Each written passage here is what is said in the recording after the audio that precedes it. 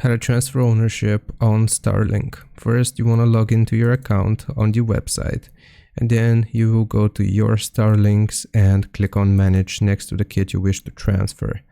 Then we just gotta click Cancel Service on the left. Take note of the Starlink identifier, as you won't see it after it's removed from your account.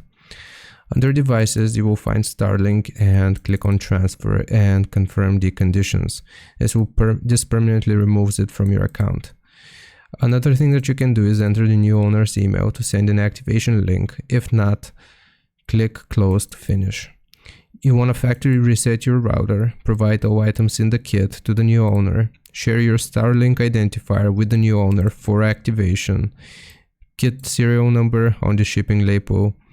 Dish serial number varies by hardware type. Here you can pause and read through different types, and the terminal ID.